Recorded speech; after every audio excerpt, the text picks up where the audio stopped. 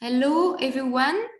My name is Louise Quentin. I'm head of the Books and Ideas Office of Villa Albertine in New York.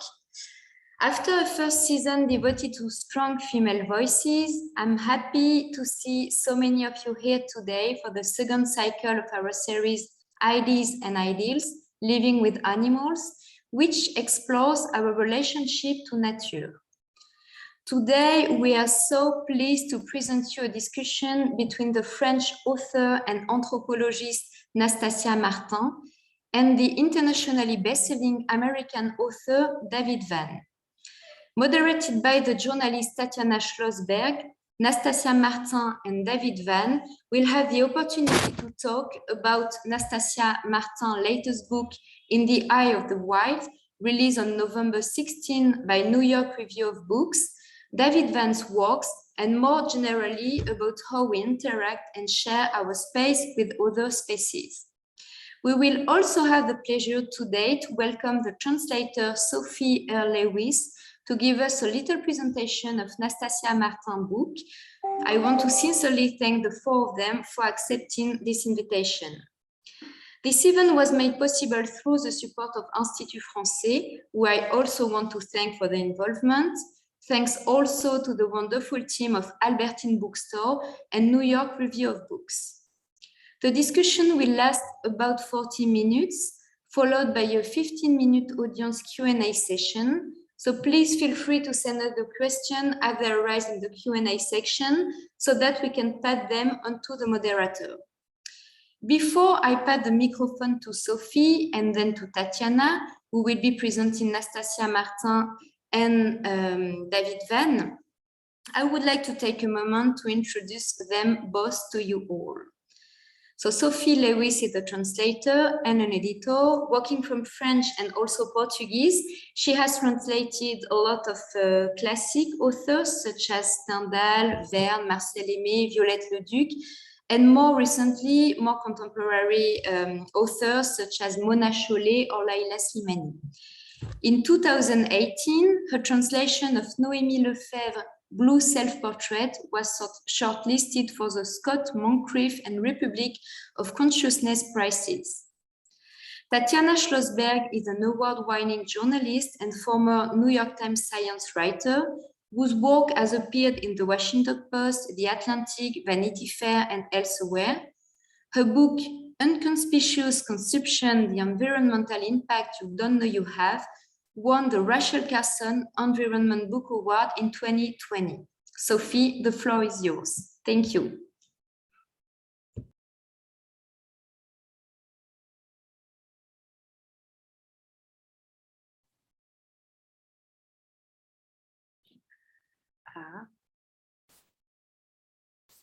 Hello.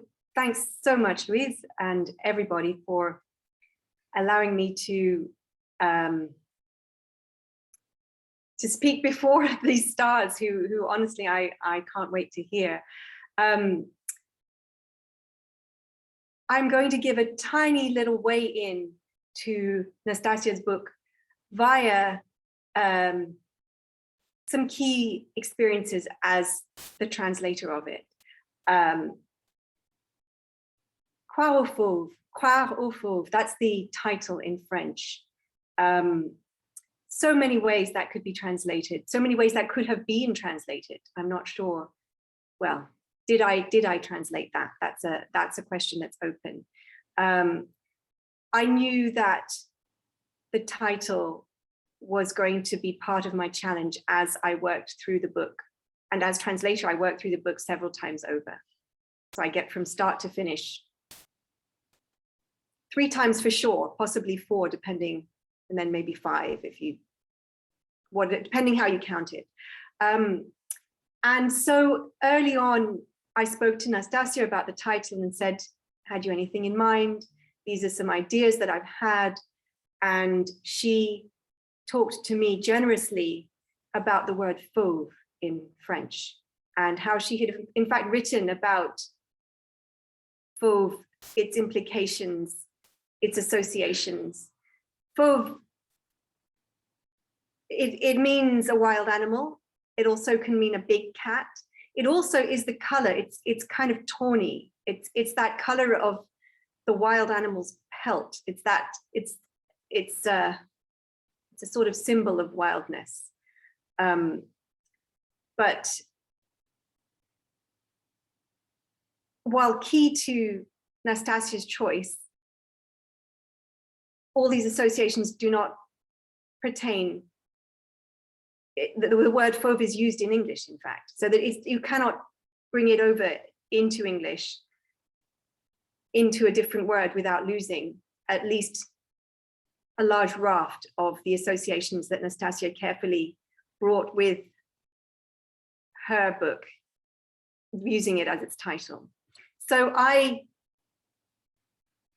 was pleased that it was this hugely rich word, and I thought about wild, and wild is rich, and we talk about wilderness and we talk about rewilding, and we're keen on wild. In fact, it's quite fashionable, but how to shape it, how to construct a title that would be the right title. I had a lot of discussion over this. I talked to the publisher at New York Review of Books, Edwin Frank, and I talked to Nastassja at intervals. And I will share with you a few of the other books that you could have been reading and that you could, in fact, have bought on Tuesday that wouldn't be in the Eye of the Wild. We had to start with the more obvious. And the question of wild, okay, it can be animal, creature, savage. I had to believe the beast, to believe what the beast is telling us. The implications are legion. They lead in many different directions. To believe in the animal, I think that's what my two first drafts were called. Wild things, that's tacky, but it could have been. Believing in beasts. This is the title that was used in an article that mentioned this book, the same book that you can read now, in the journal Music and Literature. It was called Believing in Beasts, but it's this book, despite the fact that it's not the title that we used in the end. And then we thought we need to branch out, maybe lose the beast, which is, I suppose, paradoxical, given the importance of staying with the confrontation in this book, of staying with the encounter between human and wild animal. And so we looked at confrontation, we looked at meet, we looked at facing, we looked at gerundive titles, meeting, confronting, also listening, hearing, and then eye to eye with the animal arose. And I think that it allowed us to be flexible enough to go right to the crux of the matter, which in fact is that there are very few things we can say for sure. And Nastassja rejects a whole lot of different things that people say about what happened to her in her encounter. She rejects various stories and narratives, but she stays with the meeting of eyes, the gaze being held by each creature, the view of the other in each creature's eyes. And so we came to In the Eye of the Wild. And there we felt happy. And with that, I think I really need to hand over to the two writers we're going to hear from, but I shall enjoy this hugely. So over to them. Thanks very much, everyone.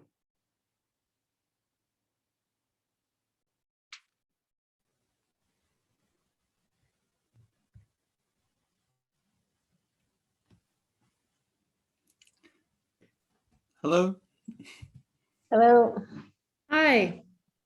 I'm Tatiana Schlossberg. I'm going to be minimally moderating the conversation between these two fascinating writers today. And thank you to Sophie for giving us that insight into Nastassja's work, and to Villa Albertine, and to Louise as well for having us, and to all of you for joining us. Just a brief introduction of these two writers. Nastassja Martin is a French author and anthropologist who has studied the Gwich'in people of Alaska and the Evan people of the Kamchatka Peninsula. Along with In the Eye of the Wild, Croire aux Fauves, édition Verticale in France. She has written Les âmes sauvages face à l'Occident, La résistance d'un peuple d'Alaska, for which she received the Prix Louis Castex from the Académie Française. I apologize for my accent. Translated into 23 languages, David Vann's internationally best-selling books have won 14 prizes and appeared on 83 Best Books of the Year lists in a dozen countries. Among his successes, his book, Sukwan Island, initially published in 2008 by the University of Massachusetts Press, was published in France in January 2010 by Gallmeister. It was awarded the Medici Foreign Prize, sold over 300,000 copies, and was adapted into a comic book by Hugo Bienvenu. Thanks to success in France, David's work has now been translated into 18 languages in more than 60 countries. In addition to his work as an author, he also writes for the New York Times, The Atlantic, Esquire, Outside, Sunset, Men's Journal, McSweeney's, and many other publications. So to begin, having given you that introduction of these two writers and their many accolades, I was hoping that they might talk a little bit about the work that has brought them here today to speak to all of us about animals and nature and sort of how the changing nature of our interactions with both. So Nastassja, why don't you start? Hello, everybody. Where to start? As you said, I'm an anthropologist. I started to work with the Gwich'in people in Alaska, more specifically in Fort Yukon, 15 years ago, basically focusing on colonial history, climate change, and the way they were responding to this state of their world in a very subversive way. And it's only after I defended my PhD that I, moved to Kamchatka, not just on a theoretical basis, but also because this idea of going to Russia on the other side of the Bering Strait was kind of brought to me by my Gwich'in friends. One day we were walking under a military radar, and one of my friends said, I really wonder what they think on the other side of the Bering Strait, the hunters who, like us, walk under these big radars every day when they go hunting. And so I thought to myself, if I want to understand something about the situation in the Great North, I really need to go on the other side now, which is why I started this new research in Kamchatka 7.5 years ago. Yeah. Great, thank you. And in case people aren't familiar with the topic of this particular book, maybe you could just say sort of the event that it revolves around. Yes. So, basically, just before I go to the event, this subversive way of responding to the state of the world I was talking about relates to animism.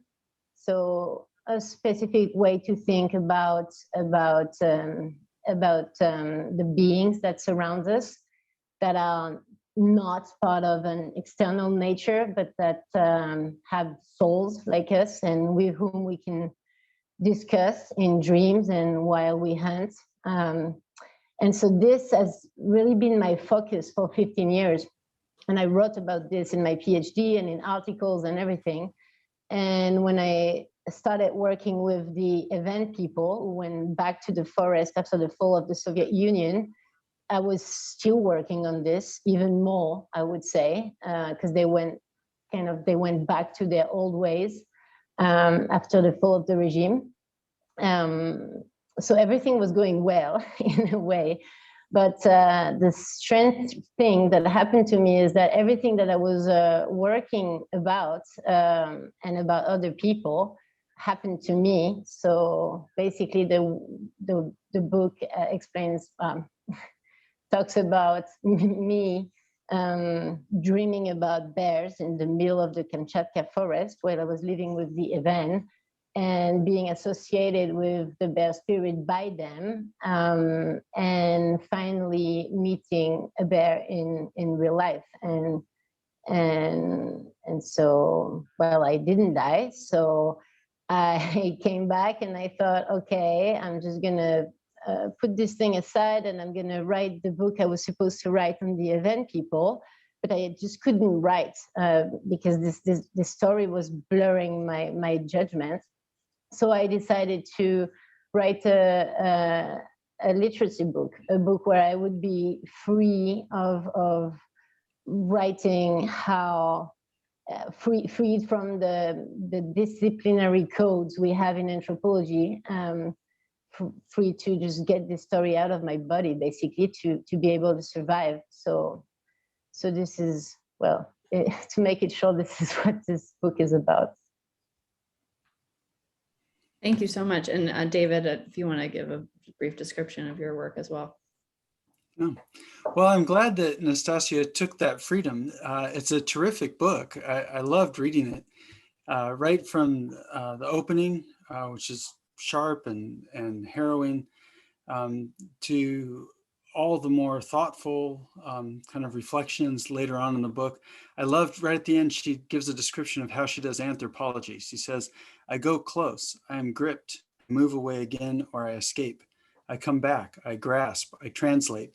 What comes from others goes through my body and then goes who knows where. And it seemed like a great description of what happens in the book and the encounter with the bear. But I loved it. It's kind of incredible, an extreme experience. And also the reflection and analysis of it draws on all those years as an anthropologist and being in Alaska as well as Kamchatka. And I thought made for a really rich book. So I loved it. My own books are basically Greek tragedy featuring my family in Alaska and California. Greek tragedy from 2,500 years ago, in that the characters are acting unconsciously and out of control. They don't know why they're doing what they're doing. And so they hurt themselves and the people they love best. Basically, my family and I we're still living this, still participating in Greek tragedy, keeping the tradition alive. I come from a family with 5 suicides and a murder, so there was plenty of material. So my first 2 books are set in Alaska. Legend of a Suicide, Suquan Island, has my father's suicide in it. Caribou Island has the murder-suicide of my stepmother's parents, but moved to a different place in Alaska. And then a couple of hot books in California, Dirt and Caribou Island, about some craziness there. My relationship with my mom, and Goat Mountain, which we may talk more about later, is where my family went, the men in my family went hunting for deer every year in California, and had something to do with our Cherokee heritage and coming together to hunt. And my closest encounters with animals were there. Although growing up in Alaska in the rainforest and feeling hunted by wolves and doing all the fishing and such was a lot of time with animals too. Then I have other books. I have a novel that's not a tragedy called Aquarium, set in Seattle, a young girl and an old man in an aquarium. And it's actually weirdly a Christmas story. Things come together just in time for Christmas. And then I have Halibut on the Moon, which goes back to writing about my father's suicide again, 20 years after I wrote Legend of a Suicide. And I have some nonfiction books, also about a school shooting, Last Day on Earth, and a sailing memoir, Mile Down. But yeah, the things that link my works are that it's Greek tragedy, everyone acting unconsciously out of control. It's all about religion in the background, different kinds of religions and beliefs, which is why I like the discussion of myth and such that's in Nastassja's work. And the last thing is that all of my books are focused on description of nature. I don't have a plan or an outline when I write. I have no idea what the book will be about. I just describe the place and the story ends up coming from that place. because it's basically my subconscious mind acting like a Rorschach test. I describe the ocean or forest from the character's point of view, and that ends up describing their interior life, their vision, and it creates what the story is about. Really, nature is at the center of my books in that way. It's the whole thing.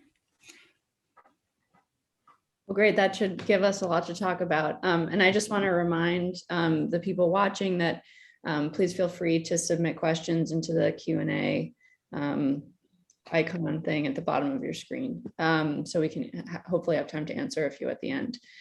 So I wanted to begin by asking, well, starting with Nastassja, but you spoke a little bit about how you needed to get your story out because it was getting in your way of trying to do your anthropological and more academic work. And so some of this you have addressed, but I was hoping you might be able to reflect on how being an anthropologist affects how you look at yourself and your own experience.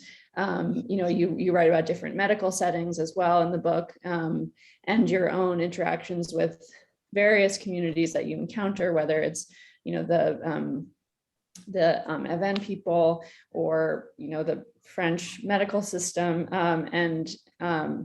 so how do you bring anthropology into sort of writing about yourself and your own life? Yes. I wouldn't say that I bring anthropology. I would say that anthropology has been my way of looking at things for so long that it's almost embedded in my understanding of the world. So I would say, in a way, Quarofov is a sort of a manifesto of anthropology, in a way, because it always I try to speak from the perspective of a researcher when I speak about what happened. And so being a researcher basically imposes that you can never dwell in one and only way of relating to the world. So for example, if my job is being attentive and trying to understand other ways of being in the world, other culture, other ways of making sense, I can't accept an unidimensional meaning given to this specific experience, which is me encountering the bear. So basically, I decided to pluralize it, and so every collective, every word I encountered, I gave them the chance to say how they felt about it, but I refused to be blocked in just one meaning or one sense, and especially not the modern way of making sense, which was probably the most foreign to me after meeting with the bear. So yeah, I attempted to travel among these different views of a woman and a bear getting together, basically, and yeah, never camp in any of them. Well, that's so interesting that I think both of you sort of have a distance between yourself and your life when you're writing about it, but obviously the events of your life inform what you write about, how you process it, as well as sort of the various disciplines that you bring to it. And both of you have mentioned sort of myth and religion, and both Nastassja's book and David's books, particularly Goat Mountain, deal with this question of myth in powerful ways. And so I was hoping that maybe starting with David, how you seek to incorporate myth. I mean, you wrote about Greek tragedy. I mean, you spoke about Greek tragedy, but how that kind of informs your sense of nature and kind of engaging with these ancient ways of storytelling, and both in the places that you have lived and also in your own lives and in the places that you've studied. So David, why don't you start? Sure. I'm actually writing a novel now about my Cherokee heritage, and I started by writing 65 pages of rewriting Cherokee creation myths. And I was curious to see in Nastassja's book, she mentions an Alaskan myth of the muskrat going down through the water and picking up pieces of peat to make the world, and then making I can't remember exactly, but kind of making an agreement or boundary with a human about what lands, would each be theirs and what they would share. And it's similar to a Cherokee creation myth with a water beetle going down and pulling up mud to create the world. And then the world is hung by these 4 cords. There's similarities in all of it because, of course, it's the same people who came across the land bridge and were in Alaska 24,000 years ago and then came farther south. But what I love about myth is that these are our earliest stories, our earliest imaginings of, waking of consciousness, of imagining who we are, what our place is in the world, where we come from, what the meaning of all this is. They're the earliest religions in that way. They're all together. It's not that myth is separate than what religion is. In writing, as I mentioned before, I don't have a plan or an outline. I don't know what the book will be about. And Goat Mountain is my best book for me because it was the strangest and the most out of control. I had no idea why the Holy Trinity was showing up in the hunting story. I'm trying to write about when I was 11 years old and I killed my first buck to become a man. It was a family ritual. I had to kill the buck and eat its heart and liver to become a man. And my family was breaking the law, of course. You're supposed to wait till you're 13 in the state of California to do that, but we were doing it at 11, family tradition. But early on, the boy ends up killing a poacher who's hunting illegally on the land. And that causes a lot of problems. And that poacher becomes like a Jesus figure. And later he kills a buck, but the buck becomes like the Holy Ghost. There's a part of it that can't be annihilated. And his own grandfather is quite terrifying and becomes like an Old Testament God. And so I had no idea why this was happening. And I only started to understand the book in the last 50 pages. I could see that it all actually does come together, a kind of crazy reading of the Holy Trinity and Christianity, which is about the no longer having the denial of our animal selves. And so what's interesting to me about religion, about myth, is that it's buried inside of us and it's inescapable. And if you just write without knowing what you're doing and you describe a place and you describe characters and conflict, pieces of this will inevitably come up. And actually your subconscious mind can make a coherent system out of it without having a conscious mind that was planning to do that. So to me, myth is not something we try to put on the page, but it's actually it's what's discovered. It's the point of the writing is to find these myths, which is basically myth is the idea of a coherence in the story. It's a shape in the story. Instead of having our experience, which is random and meaningless, the way it actually is, instead, our minds are pattern makers and shape this experience in some way that makes it meaningful, that makes it a story that relates us to the world and relates us to other people and creatures and gives us, place and a beginning and a destination. So the whole writing process to me is about the creation of that myth. Not that I'm trying to bring some myth from outside into it, but that it's a revelation of myth itself, the writing. Thank you. And Nastassja, I don't know if you want to speak about sort of myth in your work or, respond to what David has said. Yes, thank you. It's very interesting what you just said, David, because I have the same feeling, not only in writing, but also working with people who have been hammered by colonialism and now by hunting and fishing regulation and all kinds of segregation that are still going on in United States and in Russia. One would think that myth which is saying the old way of relating to the world, the way they think about the origin, would be absolutely buried under the rules created by our own world. And in fact, it's not. It's absolutely crazy to see how even in the worst situation, it keeps re-emerging and re-informing the world and people. So basically, I absolutely agree. This is what I work on as an anthropologist, but also what I discovered when I was in Kamchatka and with the Evan people is that this particular way of viewing the animal.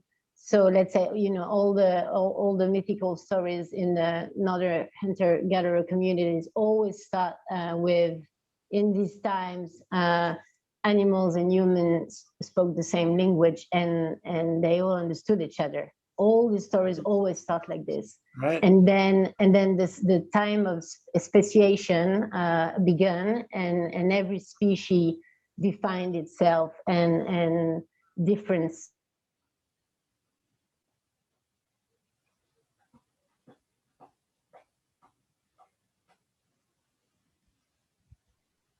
Uh-oh, I think I have lost Nastassja. She's frozen. I don't know about it. Everybody else. Yeah, sorry. Okay, there you are. Yes, sorry. So yes, basically, this time of indifferentiation, hybridation, where everybody can speak the same language, is what is reactivated in some particular moments, like dreaming, like hunting, or like writing also sometimes. And so I find what you say, David, about this old mythical part of ourselves coming back to life, very, very true. It's exactly what I observed and what happened to me as an individual also. Yeah.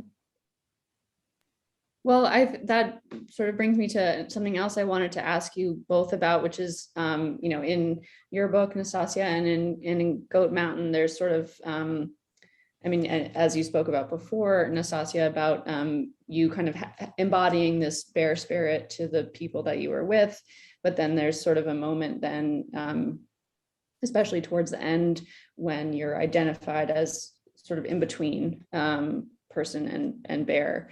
And David, there's, you know, that harrowing scene in your book of the boy sort of dragging the buck. And I think in that moment, kind of, I don't know, it felt to me anyway, like a similar sort of in between, you know, between the animal and the human. And so I thought it was, I thought maybe, you know, as it relates, especially to sort of what you were just talking about myth and this kind of differentiation, you know, how, if you could talk about sort of formulating that idea, you know, for yourselves, as well as taking inspiration from the cultures around you, of that sort of in-between state, and how animism, you know, incorporates that or relates to that as well. Should I go or Nastassja? Who do you want first? Oh, either one. I mean, you can go because Nastassja. Go ahead, David. Okay. Yeah, that was a very strange part of the book. At 11 years old, I killed 2 deer. I shot one in the neck and I ate its heart and liver, and that was becoming a man. But the most disturbing one was the next day I shot one in the spine. I paralyzed it.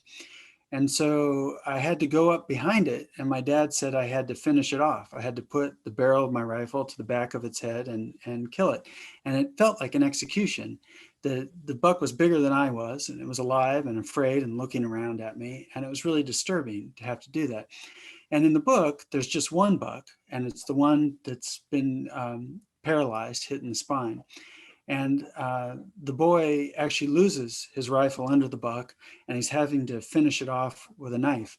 And it's such a crazy, out of control scene. All the codes for how this transition to manhood is supposed to happen have all been broken. They're falling apart. The rules that hold the family together are being called into question, which is what Greek tragedy always does. There's a taboo that's crossed, rules are broken, and it calls into question all the rules. What rules put us together as a family, as a self, as a society?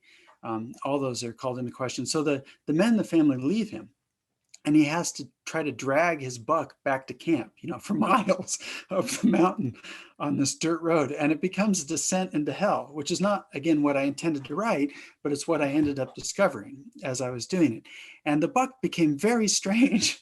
The buck was very heavy for him to drag.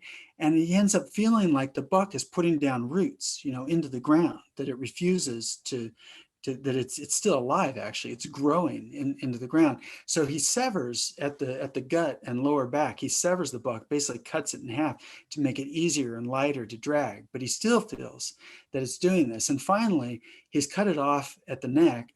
At that point, he has it over his head. He's got the legs here and the buck's head above with the antlers. This is actually how we carried bucks. We used their legs to make like a backpack out of them, and we carry them. But finally he's severed it at the neck, and he's just carrying this buck's head. But he feels that he's transforming into the buck in this night on this road. He feels that he imagines, his skin thickening and getting hair, and he imagines his legs becoming like hooves, and he imagines he has keener senses, that he can hear better, that he can see in the night. And what was interesting to me about this is that I realized that the Bible took away our stories of animal transformation. The Bible is a collection of earlier stories, but there was editing that went on, and a whole group of stories got dropped out, which is metamorphosis. Humans transforming into animals or trees, as in Ovid, or animals transforming into humans. These are really common in our earlier stories, and it's really notable, and it had never been pointed out to me that all these, we were robbed of all these. These were taken out in Christianity. And so it was very strange to write about the Holy Trinity and Christianity and a descent into hell within this metamorphosis, like transforming into an animal kind of context. So that's what I ended up discovering in writing that, was that something had been lost, something had been taken from me.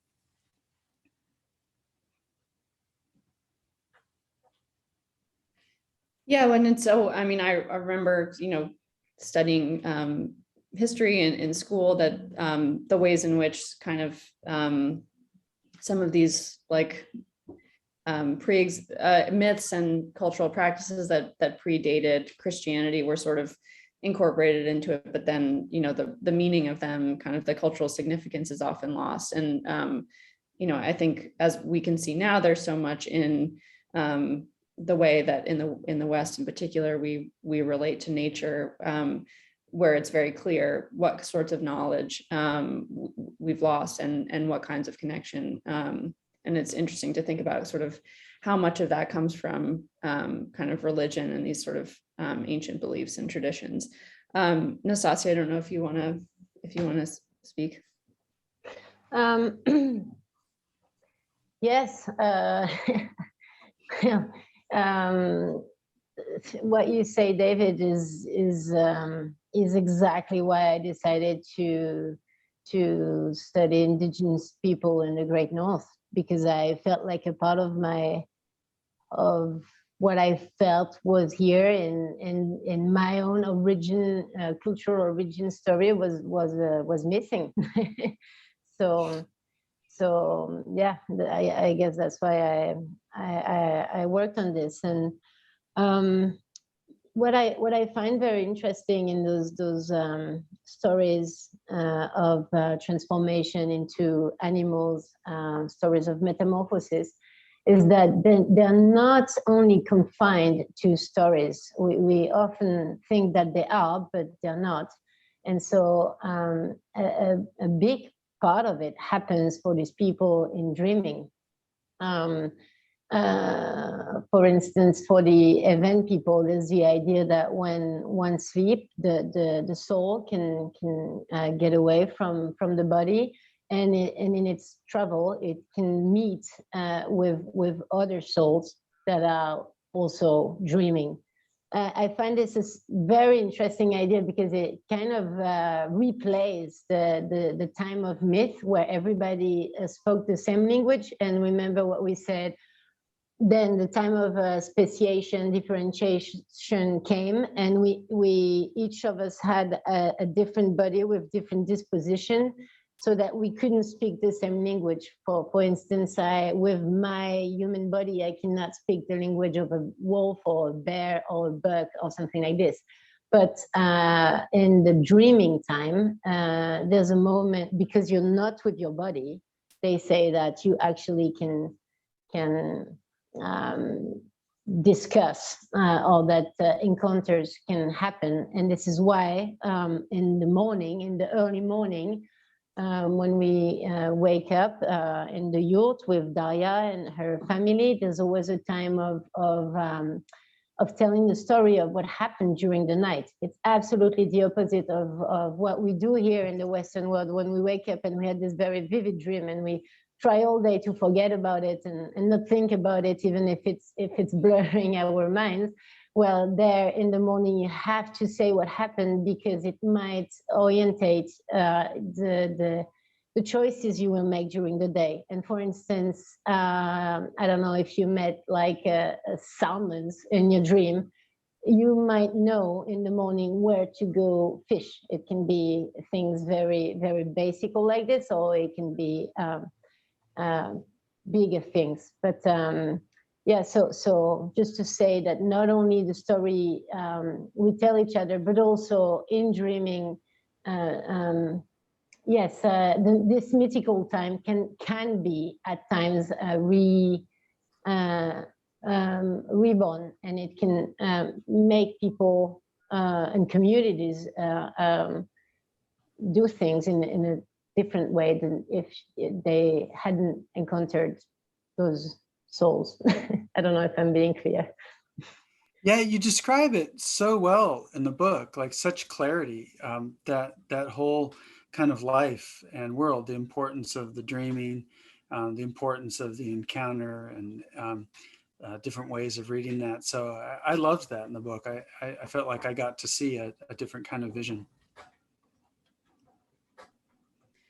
So one thing that I wanted to ask you both about, and I think it fits into what you've been saying so far, especially these ideas around different bodies of knowledge and ways of knowing, is relates to my own personal interests, but hopefully they will be interesting to others. But you both have spent time in the far north, Alaska, and also Siberia, and climate change is causing this part of the world to change. It's warming faster than much of the rest of the world, and so I was interested to hear your reflections on,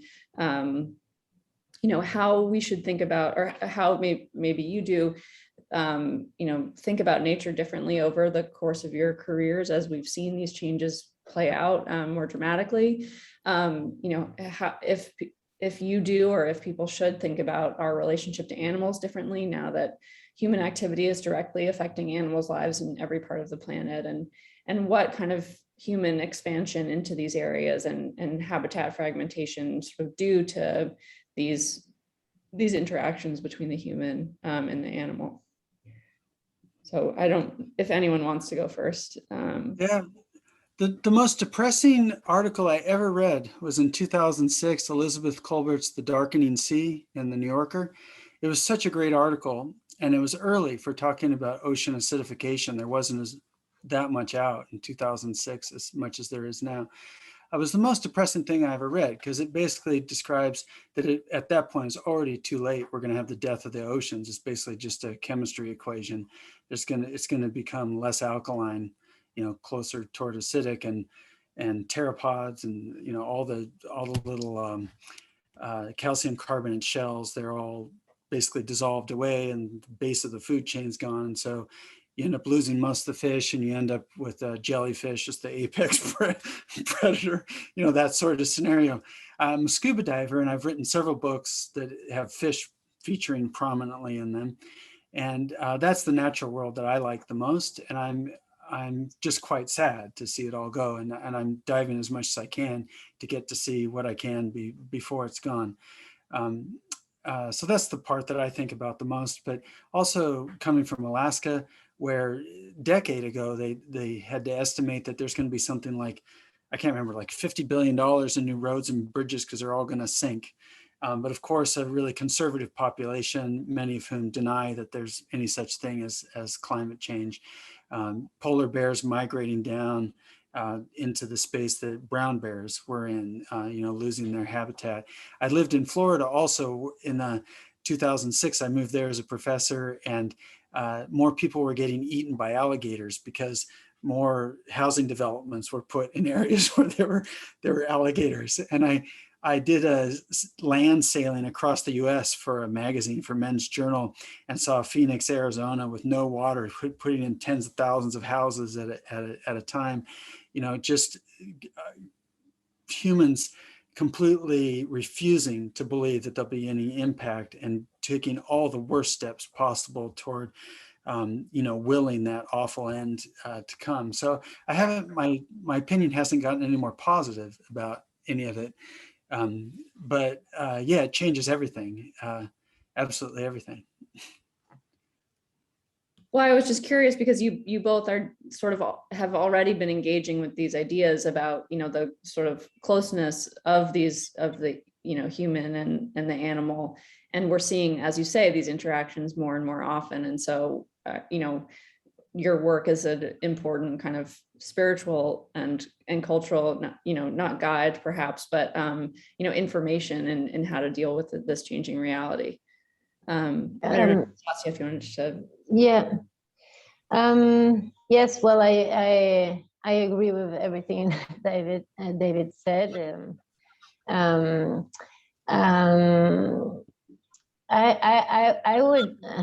would add that I feel like in the Western world we're kind of stuck between two ways of relating to climate change.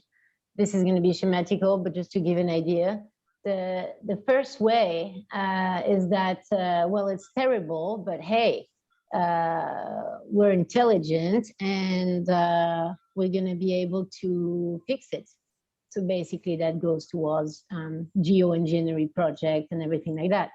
And the second way is, well, there's nothing we can do about it. It's already too late, and we should just mourn the dying world and go somewhere very far away in the outside of the cities and just wait for it to just disappear.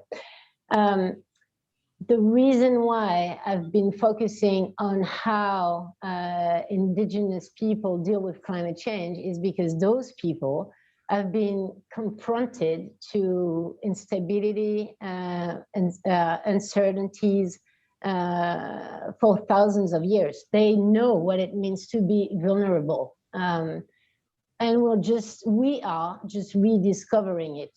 And they've just been relating to an unstable world that, for thousands of years. These stories about, all this myth we talk about, it's not just, a nice imaginative way of viewing animals. It's also reminding a lesson to children when they tell the stories and everything. It's about, hey, be careful, because the animals are never who you think they are. The outside world is never what you think it is, and it can always surprise you. It can always overflow you and everything. So you should be attentive.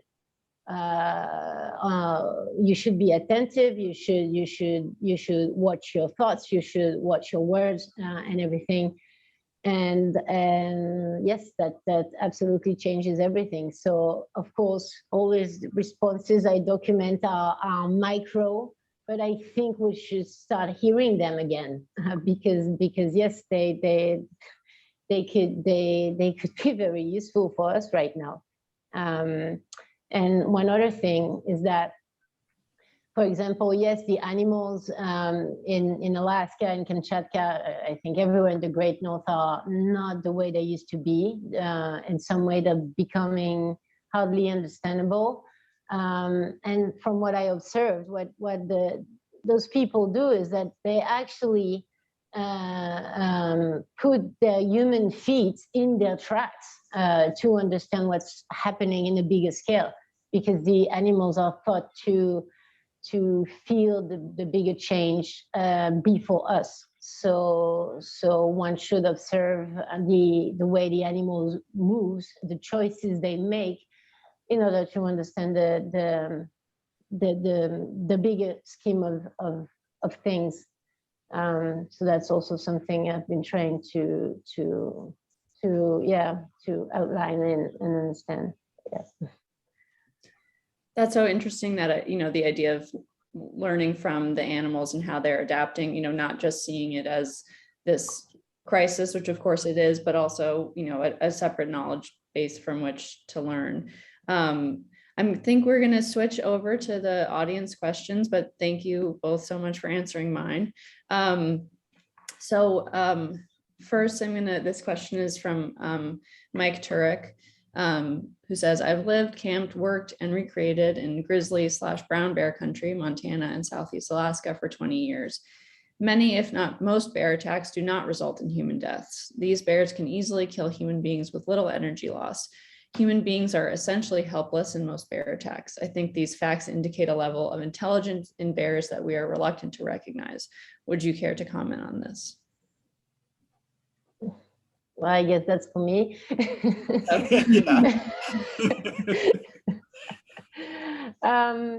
Yes, no, absolutely. They're incredibly intelligent. And again, sorry for being attached to all these animistic stories, but they're important for me. In most northern stories, the idea that the bear is almost the equal of human, and sometimes it's viewed as a fallen human, like a human that has lost this side of himself that made him human. And in those stories, there's always hybridation. There's always a woman being held by bears, human holding small cubs and everything. And it's always this. You feel that the boundary between the two is very blurry and has to be renegotiated all the time. And for instance, this thing that I talk about in the book about the eye encounter, I think is very well, talks. it's the idea that when a bear looks in a human sight or crosses a human sight, he cannot deal with what he sees, because he sees the image of what it was and what is not anymore, which is why, say, the Evan people, they always attack in the face. I'm not saying I think this is true, or I'm not saying yes, true or not true. I don't care about this, but this is exactly what happened to me in this particular event, where we gazed at each other, and the first part he attacked was my face. So I really felt. And I actually really thought about what they'd say to me about the bear wanting to shut the eyes of the other. It just at this moment made total sense. But yeah. Thank you, and thank you, Mike, for that question. I think this maybe is for both of you, from Farah, Simone. How do you feel about spirituality and remote nature? And have you encountered the reindeer tribe of Mongolia and the shamans? I don't know if you have. But maybe the first part about remote nature and spirituality. I mean, I think there's I want to say something. Yes. Okay.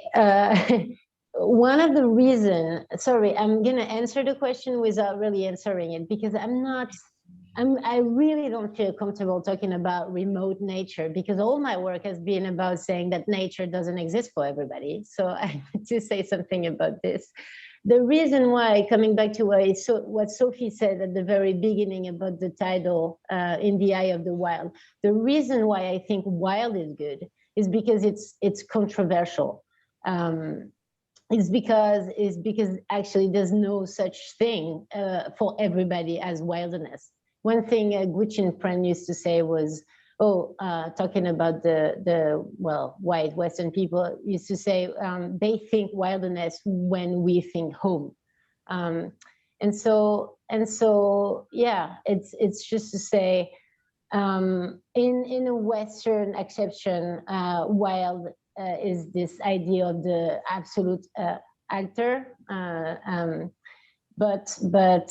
but I feel like, and in order to be finally listening to all what these indigenous people have to say, I feel that bringing back the intentionality of this outside world into the worldwide would be nice, and maybe we wouldn't have to go on and on again about remote nature, emptiness, virginness, and all these things, because this word maybe never existed and for sure doesn't exist anymore in the time of climate change. So yeah, anyway. David, I don't know if you want to respond to that. Yeah, I think that the connections we make, spirituality and nature, remoteness, like going to wilderness, I think of it as basically our minds are pattern makers, and we refuse to let the world be neutral in any way. So nature itself doesn't mean anything. It's blank, it's neutral. But when a human mind encounters it, we have to make it into a story. We have to make a pattern. We have to make meaning. So as I mentioned earlier, it's just like a Rorschach test where you smash ink on paper and you ask someone what it is. And instead of random, they'll find a pattern in it. They'll find a story. They'll find a way to relate it to their lives. So it's my method in writing. I describe the place, the forest or the ocean from the point of view of the character. And that's how I create the inside life of the character. And it generates the conflicts between them and the drama and ultimately the vision, what the whole book's about. But we all participate in this all the time. It's why people are drawn to water and why they're drawn to wilderness. It's basically a chance to encounter our unconscious or subconscious minds in the kind of blankness, where we can hear, where there's some space away from cities and where we're caught up in our lives and such.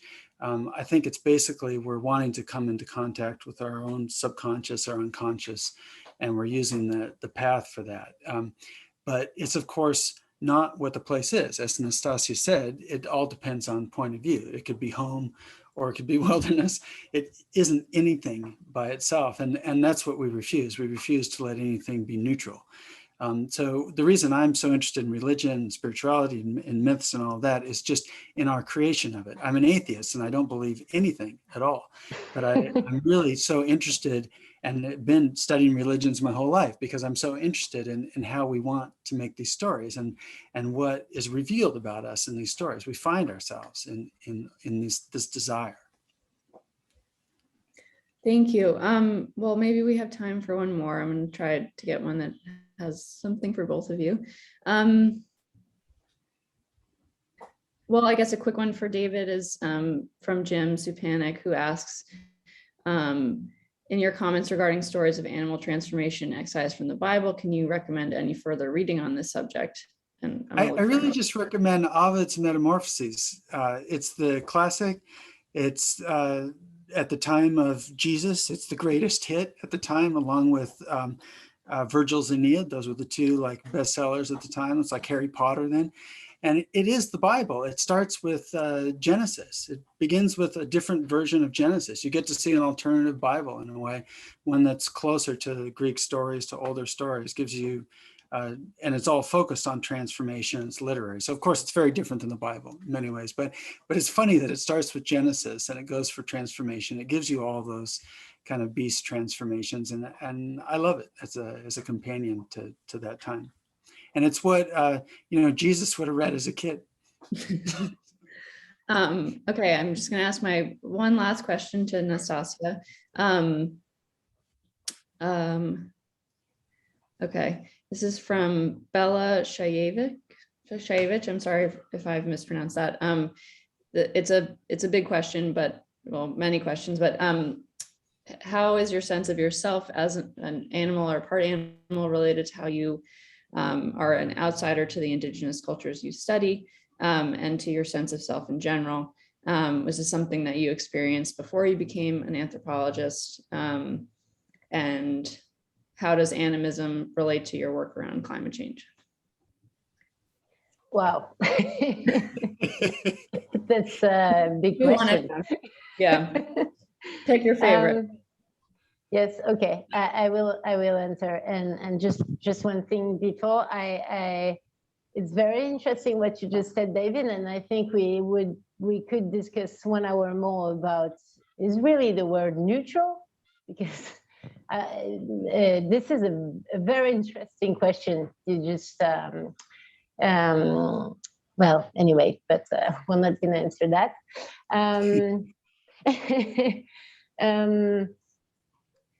Well, this question has been asked to me many times about how, if I understood it well, the first part, how it is to be half and half. Was that the first part, basically? I've never really been adequate to this world I was born in, basically. So that was really something I felt from childhood.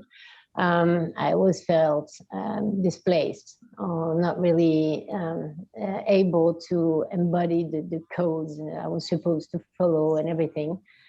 And that has been my entire life, which is why basically I ended up in faraway forests, I guess. So I felt okay at first because being on fieldwork means you have to drop all your cultural hypothesis about the world. So for instance, if I thought the word was neutral, well, I have to drop that too, and to just listen to what those people are saying, and take it for true, even if actually you just have to put the true or not true on the side, and just listen to what people are saying. And so basically when they started to associate me with the bear, I was quite happy at first, because it all made sense for me. This until the point where it got too heavy to carry, too difficult, and until the point of the encounter, where I decided that it was one thing to put it was one thing to not to pluralize, to be okay with other ways of relating to the world, and to be okay with that they might be true, but I didn't have to be identified to it, which is also why I'm always super careful with all these, spiritual comments, just because I think what's super important right now is for different ways of being to the world, to understand each other, to discuss with each other, and to be okay with the differences. So if you identify to one way or the other, say I became this animist, half woman, half bear in the forest, and that's it. And then there's nothing else to say about it, right? Whereas I would like all these different ways of understanding to enter in a dialogue, basically. That's the most important thing for me. So I wouldn't say I identify with the terminology, the Mietka thing, and all that, even if, yes, it's a part of myself, but it's not everything. Well, I think we probably have to stop there, but thank you both so much for sharing all this incredibly interesting and thought-provoking material with the rest of us, and to the audience for your attention and your questions, and to Villa Albertine and everyone there who brought us all together today. So thank you all very much. Thank you. Thank you. Thank you. Thank you so much again to Nastassja, David, and Tatiana for this fascinating discussion. And thanks to Sophie for talking about her work on In the Eye of the Wild. So as Sophie mentioned, Nastassja's book has been first published in French by Édition Verticale and is now available in the US at New York Review of Books. David Vann's latest novel, Ali Boot on the Moon, has been published in the US in 2019 by Grove Atlantic. All his books have been published in France by Gallmeister. So if you want to buy them, please feel free to be in touch with the Albertine bookstore team. I also would like to say that a recording of this discussion will be available online on our website. And so thank you again for being here today, and we hope to see you soon for the next event of our series, Ideal and Ideals. Thank you so much. Bye. Thank you. Thank Bye. you. Thank you. Bye. Bye, thank you so much.